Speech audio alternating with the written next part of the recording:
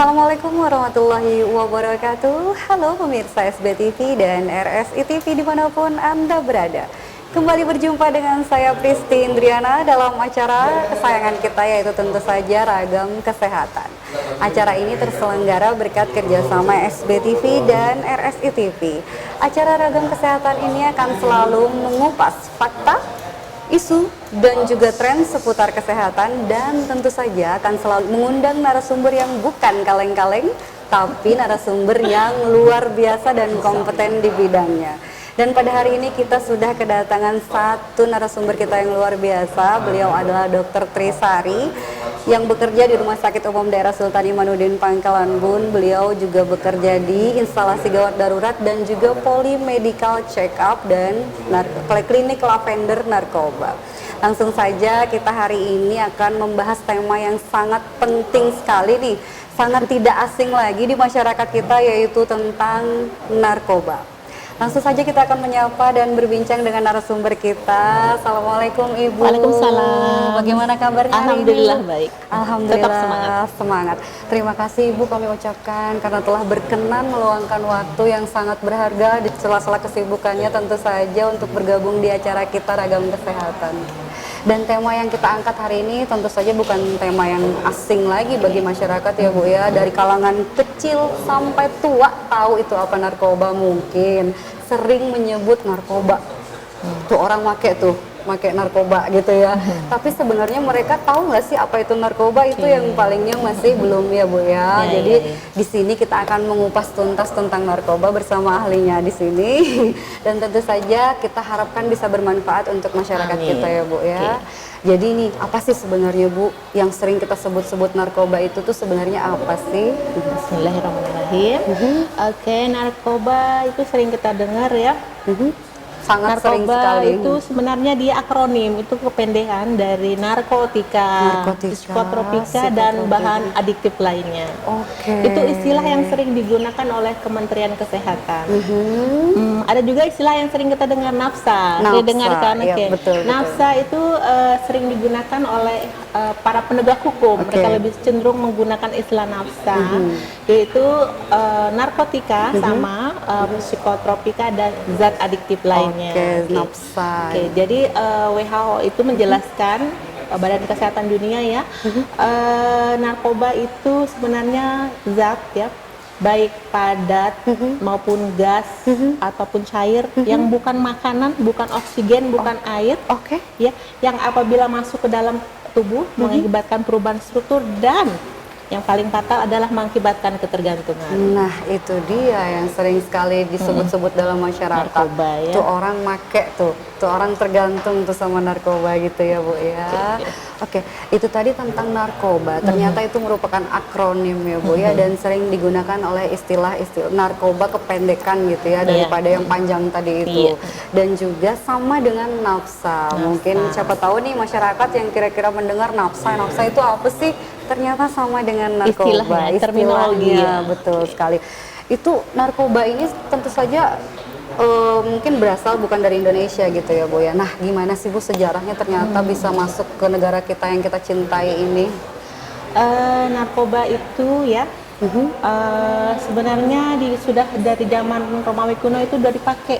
Ternyata dia sebagai obat tidur ya, dan juga untuk pembiusan pada operasi-operasi yang sederhana pada zaman mereka. Ternyata mereka dulu benar-benar pinter sekali ya Bu. Narkoba pada awalnya itu dipakai untuk tujuan medis sebenarnya.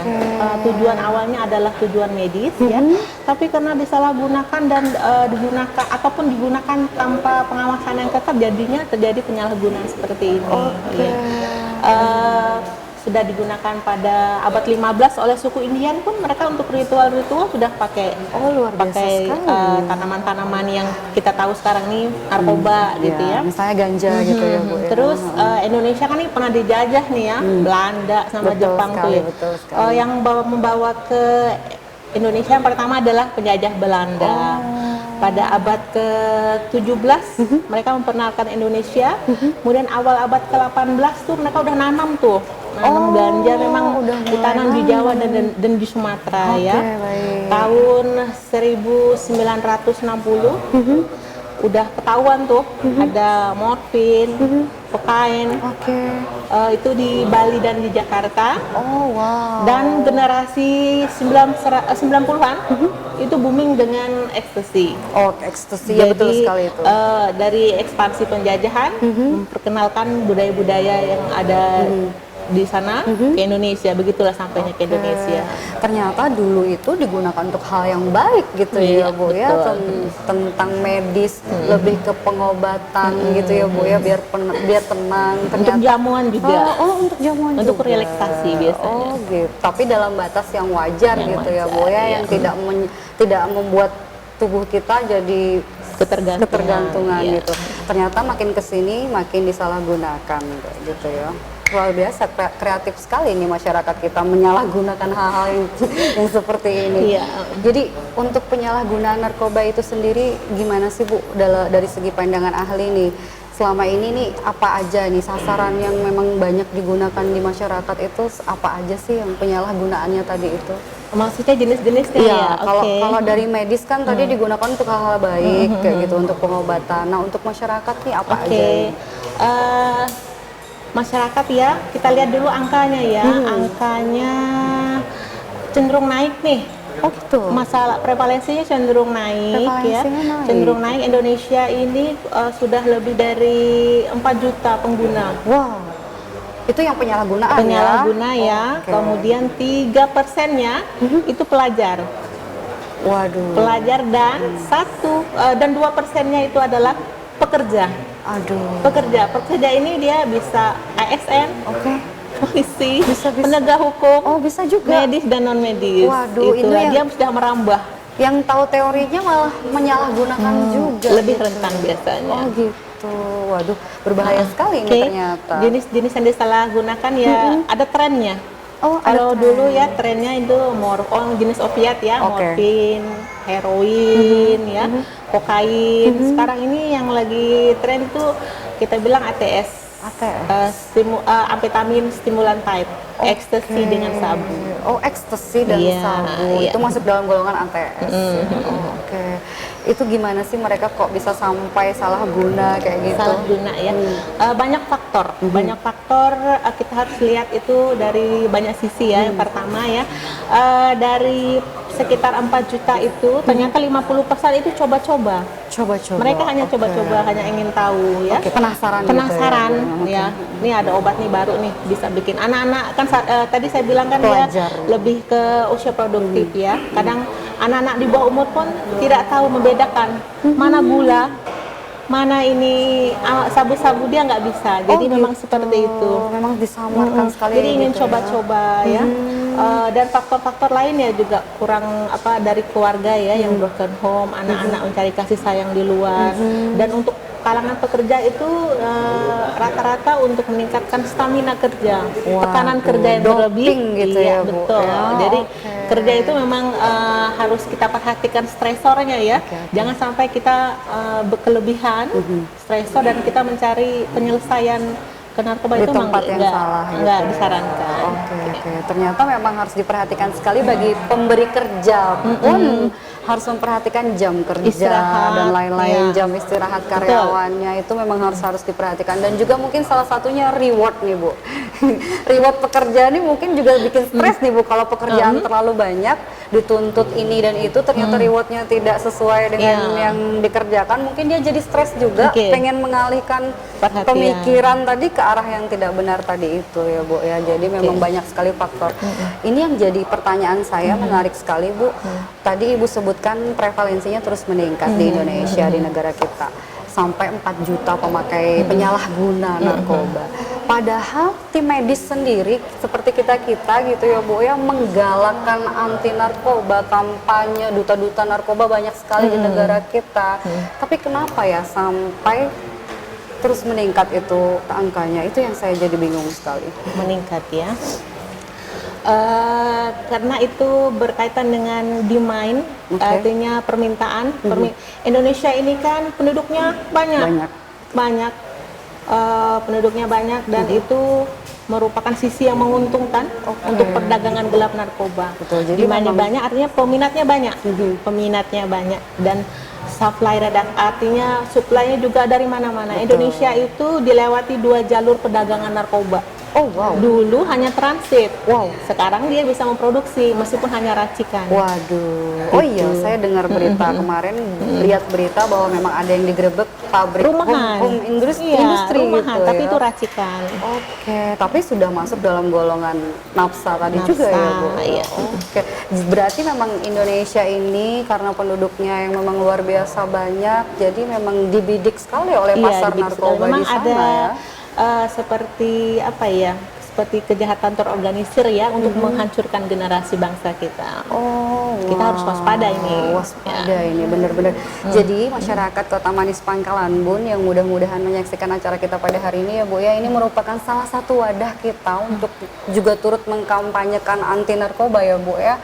Karena ternyata narkoba itu sangat-sangat berbahaya bagi generasi muda kita. Dan memang ternyata sudah ada yang membidik pasar kita yang memang untuk menghancurkan generasi kita Iya, ke depannya bisnis ini gitu sangat ya. menggiurkan bagi para pengedar. Oke, luar dan biasa bandar. sekali. Tadi jenis-jenisnya sudah Ibu sebutkan bahwa ada bermacam-macam dan ternyata trennya juga berbeda-beda untuk masyarakat seperti itu ya Bu. Ya luar biasa sekali. Aduh, benar-benar ini momok sekali untuk masyarakat.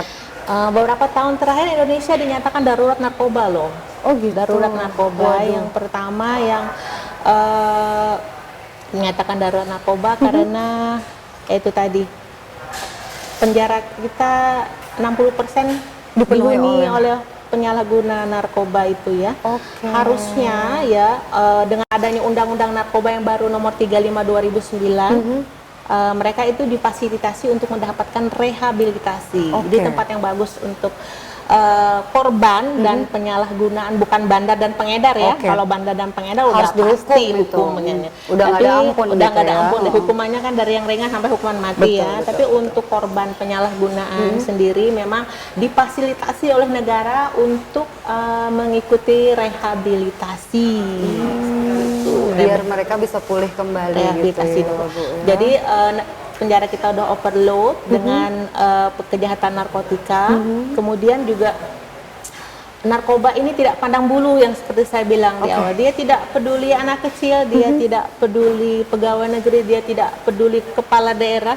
Dia Bahkan tidak penegak hukum pun ya, tidak dia luput tidak juga. pandang bulu. Yang tua, yang muda, yang berfinansial kurang dan cukup, semua bisa terkena bahaya narkoba. Jadi memang sangat-sangat berbahaya sekali. Prevalensinya makin naik, jumlahnya makin baik, kebutuhannya makin meningkat. Indonesia darurat narkoba beberapa tahun terakhir ini. Oke, jadi ini PR kita bersama ya Bu Iya, ya. betul. Dari Ini- semua stakeholder harus bergabung, jangan cuman dari satu sisi saja. saja, Misalnya medis mengkampanyekan anti narkoba, tapi pemerintah tidak mendukung. Tidak gitu. mendukung. Tidak baik juga seperti itu. Jadi memang harus benar-benar dari semua stakeholder bekerja sama. Ayo kita Rangkul itu, Rangkul semua. penyalahguna penerbangan, jangan dikucilkan dan jangan dikriminalisasikan. Oke, gitu. jadi tapi selama ini yang memang di masyarakat pasti dianggapnya kriminal gitu ya Iya, Bu. masyarakat ya. itu kan kita kan informasi udah banyak ya, media internet ya, medsos yang lain. betul. Pokoknya kalau ketahuan menyimpan narkoba atau apa, langsung tolong dong dipenjara. Padahal kita harus lihat dulu Oke. dia itu korbankah atau penyalah atau pengguna ya yang menurut kita sih dari segi kesehatan harusnya direhabilitasi. Oke, Jadi baik. tidak semua harus dihukum. Oke, dari segi kesehatan sendiri ada batasan nggak sih Bu? Ada batas terbawah gitu dia ini misalnya nih ditemukan, misalnya contoh ya, mudah-mudahan jangan Risti gitu ditemukan ada membawa salah satu jenis narkoba. Itu ada nggak sih dari sisi medis yang kira-kira sebenarnya nih Risti nggak perlu dihukum tapi perlu direhab aja gitu? Oke. BNN sudah bekerja sama dengan beberapa rumah sakit dan puskesmas ya. Itu mereka melatih beberapa petugas untuk jadikan asesor. Oh, oke. Asesor itu untuk yang menegakkan asesmen ya. Di rumah sakit ini ada dua, saya dan Mbak Ame ya, perawat di Poli Jiwa. Oh, oke, baik. Itu kita memang menerima menerima pasien itu dari BNN. Setelah dari BNN kita akan proses nih, kita akan namanya asesmen. Oke. Asesmen ini adalah proses untuk penggalian informasi ya, Baik. seberapa jauh masalah narkoba ini yang sudah dihadapi oleh seseorang, Oh, oke. ya. Terus masalah apa aja yang dari lingkungan sekitarnya yang membuat dia terjerumus ke dalam narkoba, terus hambatannya apa aja. Terus yang paling penting dari asesmen ini, tuh narkoba udah sampai kemana gitu bahayanya, apakah sudah mengenai organ tubuhnya, atau yang kita takutkan malah mengakibatkan kegangguan jiwanya. Jadi nanti dari hasil asesmen para asesor itu akan dijadikan rencana untuk terapi pasien ini. Apakah perlu rawat inap, apakah perlu rawat jalan, apakah perlu konseling saja. Jadi harus kita asesmen dulu. Oke, berarti memang asesmennya harus jeli ya, Harus Bu, jeli ya. juga, ya. Pengkajian, penggalian datanya Iya, tadi secara harus holistik, jeli, ya. secara holistik gitu ya, menyeluruh gitu ya. Jadi memang sangat berperan penting sekali tim medis juga dan juga semua masyarakat pun harus diberikan pengetahuan ya, Bu ya, betul. agar mungkin ternyata orang terdekatnya ada terkena terus bersinggungan langsung dengan narkoba bisa langsung mengatasi, bisa langsung datang kepada ahlinya gitu ya. Mungkin mindset kita yang perlu dirubah sama-sama ini masyarakat Kota Manis Pangkalan Bun, bahwa jangan mendiskriminalisasi Jangan mengucilkan jangan juga. mengucilkan juga, jangan langsung menjudge dia itu seorang kriminal, dia bersalah gitu ya. Tapi biarkan proses hukum yang bekerja mungkin itu ya, Bu ya. Nanti perlu rehabilitasi atau perlu dihukum gitu. Menarik sekali ini, Bu, perbincangan kita tentang narkoba, karena memang ini tema yang memang sangat-sangat di luar, di masyarakat pun memang sangat menarik gitu ya. Tapi kita akan lanjutkan setelah rehat sejenak. Kita akan rehat sejenak dan kita kembali setelah pariwara berikut ini. Masyarakat Kota Manis Pangkalan Bun tetap stay di acara Ragam Kesehatan. Oke, pemirsa SBTV dan RSI TV dimanapun Anda berada, kita kembali lagi dalam acara Ragam Kesehatan, acara kesayangan kita yang selalu memberikan informasi seputar kesehatan. Tetap masih bersama saya Pristi dan juga narasumber kita yang luar biasa, Ibu Tri. Nah, kita membicarakan tentang topik yang sangat menarik sekali dan sangat tidak asing lagi bagi masyarakat luas gitu ya, yaitu tentang narkoba. Bu, kita lanjutkan perbincangan kita yang semakin kesini semakin menarik itu ya, Bu ya, semakin banyak menambah wawasan gitu. Nah, tadi sudah kita bincangkan banyak sekali tentang narkoba. Yang pengen saya tahu nih, Bu, gimana sih cara kerja narkoba itu, Bu?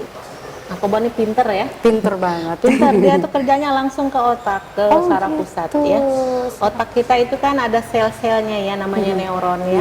Terus neuron ini untuk komunikasi ke sel yang lain dia pakai Kurir tadi itu. neurotransmitter Oke, namanya ya, neurotransmitter. Ada dopamin, ada asetilkolin ya, ada endorfin, macam-macam ya. Baik. Jadi inilah yang fungsinya yang mengkomunikasikan dari otak ke organ tubuh.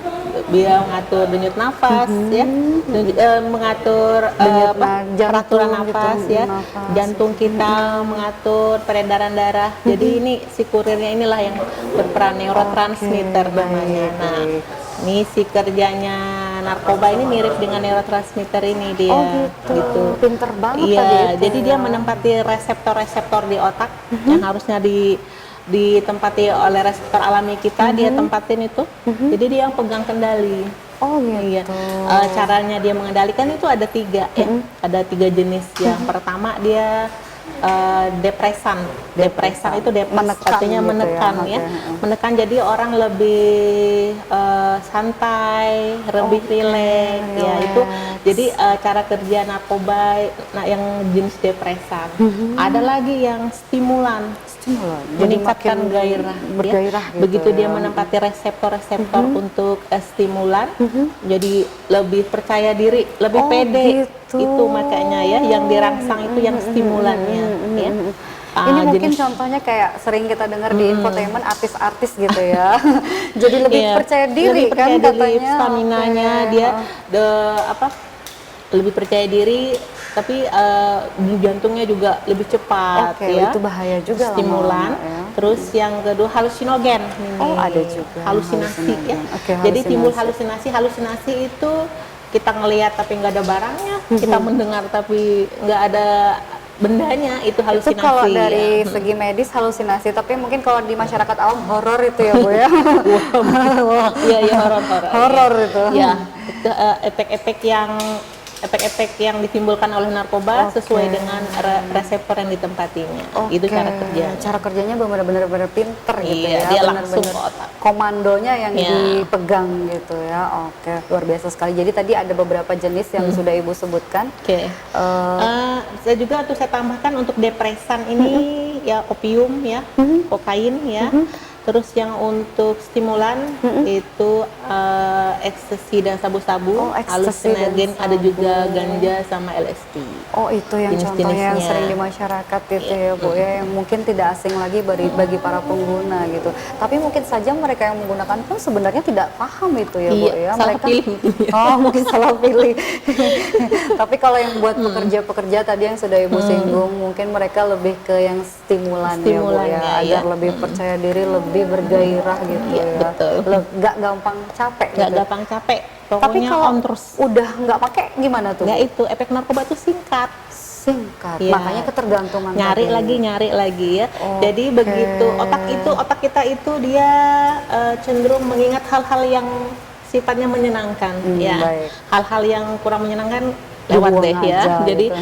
jadi begitu dia datang stimulus dari luar ya, narkoba tadi, apalagi yang efeknya menyenangkan ya. Betul. Lama-lama tubuh itu akan mengingat terus neurotransmitter yang asli pun dia nggak produksi lagi. Oh gitu. Jadi untuk tetap mendapatkan kenikmatan yang sama dia perlu masukkan terus, nagih terus. Itu Nah, tadi bahayanya. Ya, terus ada namanya yang toleransi ya. Toleransi dan akhirnya bisa mengakibatkan adiksi. Adiksi itu keinginan terus-menerus untuk menggunakan narkoba dan dosisnya dia minta dinaikkan terus. Oh gitu. Tiap hari dia nggak bisa dengan dosis yang sama. nggak bisa.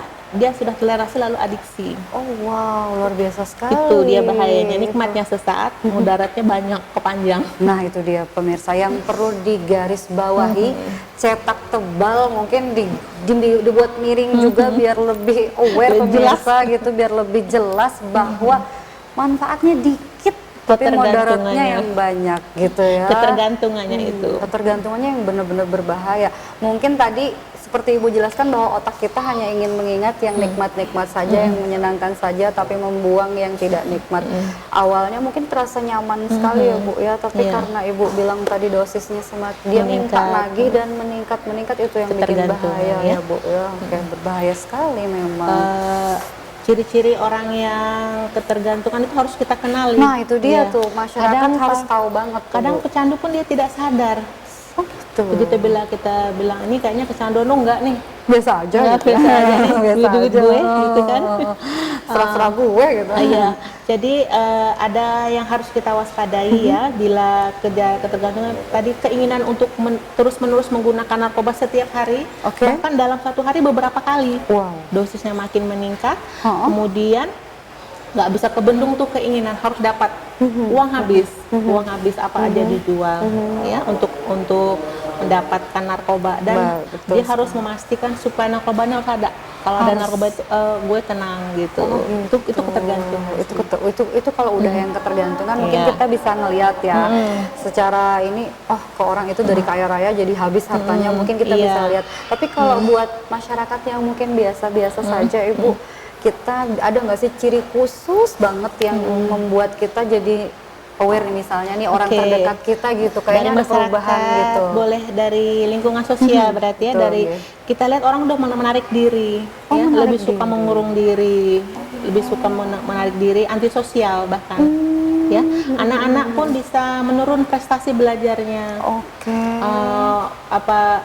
Berpakaiannya sudah Tidak tidak diperhatikan karuan, tidak lagi. diperhatikan, Oh, prestasi baik. menurun. Baik. Kemudian lemas, lebih banyak ngantuknya, ya. Lebih banyak ngantuk. Lebih banyak ngantuknya. Itu hati-hati itu mungkin mereka terlibat dalam penyalahgunaan. Kita harus waspada, harus kenali waspada. pergaulan anak. Pergaulan anak, kenali pergaulan anak itu yang benar-benar sangat-sangat diperhatikan sekali. Itu kalau pada anak kita bisa mengenali sebagai orang tua, misalnya anak, oh kok berubah ya anak saya jadi lemesan, jadi kurang bersemangat.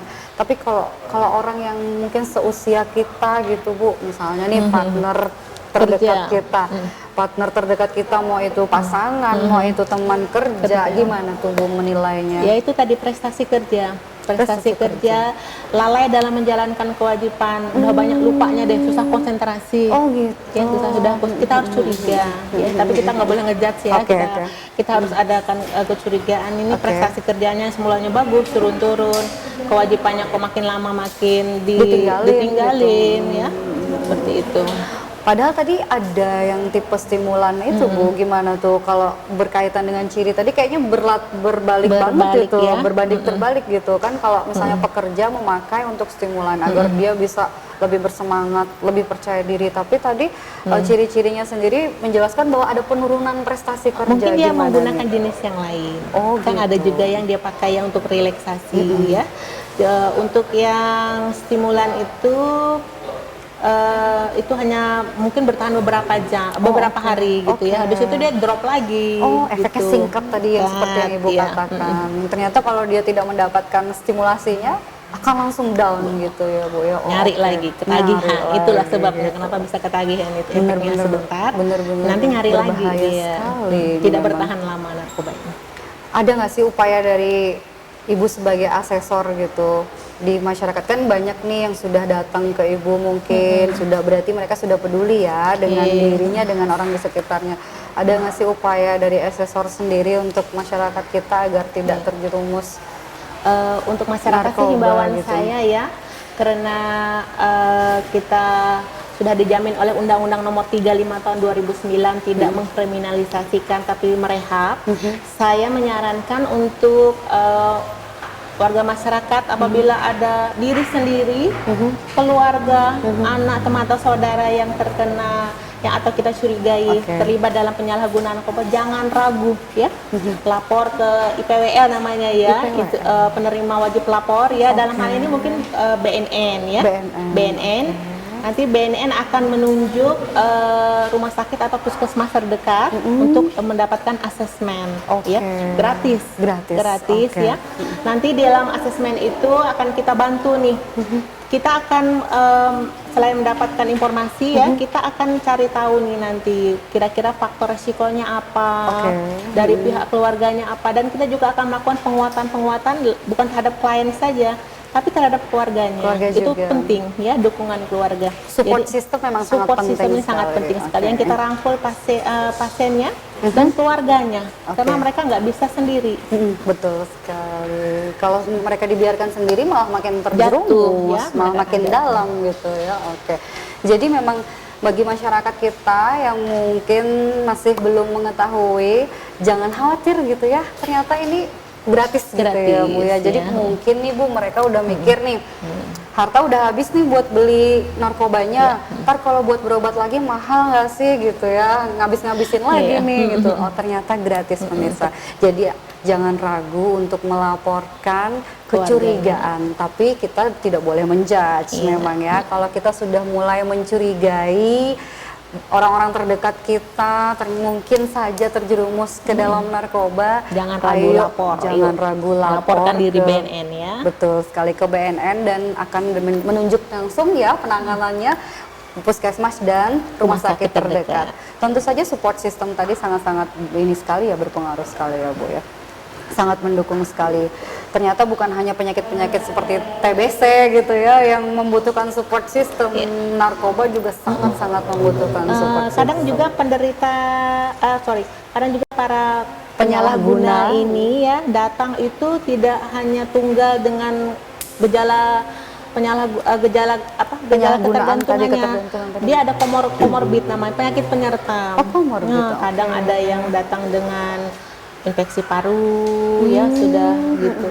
Jadi memang screening dari asesmen ini adalah mempersiapkan mereka untuk tahap terapi selanjutnya. Jadi sebelum di terapi selanjutnya mereka harus sehat jasmani dan rohani ya. Bila ada penyakit yang lain diobati dulu, bila ada gangguan psikiatri diobati dulu, baru bisa masuk tahap rehab selanjutnya. Jadi memang tidak bisa bekerja sendiri ya Bu ya? Bisa bekerja memang sendiri. merangkul teman sejawat yang lain gitu juga ya, untuk screening tadi itu. Mudah-mudahan masyarakat kita jadi lebih aware nih Bu ya. Dan di sini kita memang udah lengkap sekali ya Bu ya, ada ahli jiwa juga, sudah, ada psikolog juga, sudah lengkap. ada asesor narkoba juga. Jadi mudah-mudahan dengan lengkapnya fasilitas dan sumber daya manusia yang mumpuni ini, masyarakat kita Kota Waringin Barat bisa terbebas dari darurat narkoba ya Bu ya. Oke.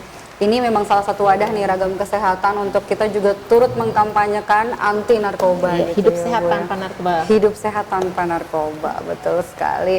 Ini menarik banget nih Bu tentang narkoba. Jenis-jenisnya tadi sudah ada Ibu singgung, ternyata ada stimulan, ada depresan, dan ada halusinogen juga, dan mereka menggunakannya dengan beberapa target gitu ya. Tujuannya tadi mungkin sudah Ibu singgung juga tentang mungkin bagi para pekerja untuk stimulasi, lebih percaya diri gitu-gitu. Terus untuk upaya juga sudah Ibu sampaikan, ternyata memang sangat penting sekali gitu ya, support system juga sangat penting sekali. Nah kalau misalnya nih Bu, itu tadi kita bicara kalau sudah terkena, kita nih yang memang rawan ini, yang masih belum terkena nih kan rawan juga nih Bu. Tadi Ibu sudah sempat singgung bahwa ternyata orang yang tahu teorinya pun lebih rentan gitu. Tidak menutup kemungkinan kita yang medis ini juga malah terlibat gitu. Gimana sih Bu, ada trik khusus nggak Bu supaya kita terhindar gitu dari narkoba ini? Flashback sedikit ya. Tujuan saya jadi asesor itu sebenarnya prihatin ya. Kita punya anak, kita punya pasangan, jadi nggak menutup suatu saat orang-orang terdekat kita. Jangan sampai kita baru aware setelah orang-orang terdekat kita kena. Jadi mulai dari dini lah ya.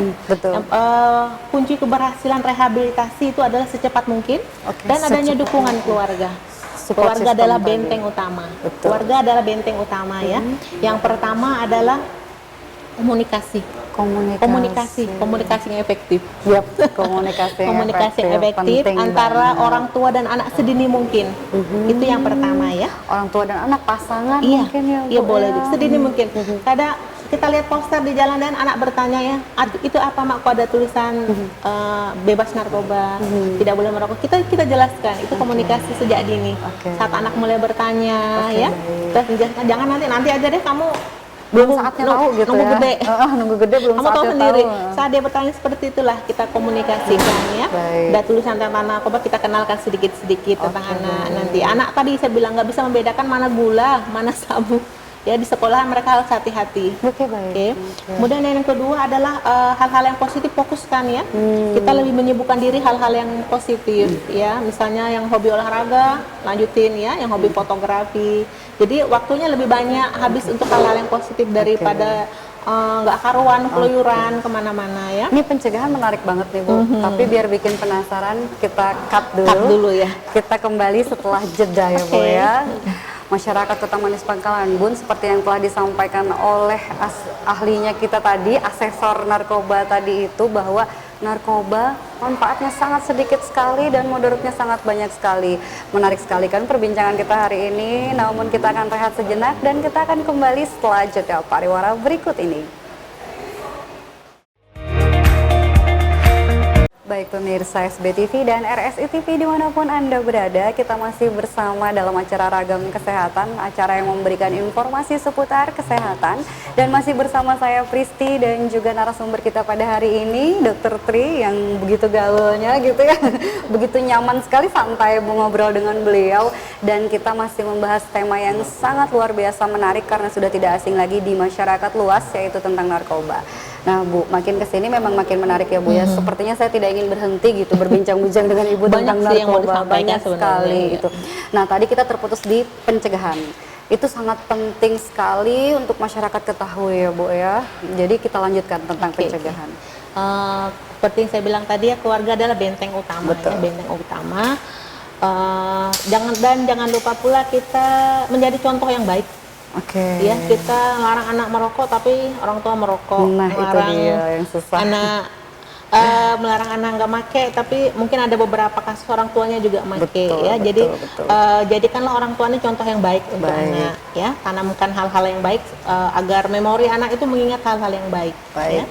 Kemudian ciptakan hubungan yang harmonis ya. Hubungan ada satu penelitian di Amerika itu ternyata hanya makan malam saja dengan anak ya. Yap. Makan malam atau berdiskusi sebelum tidur ya, kita bisa tahu masalah mereka itu apa ya.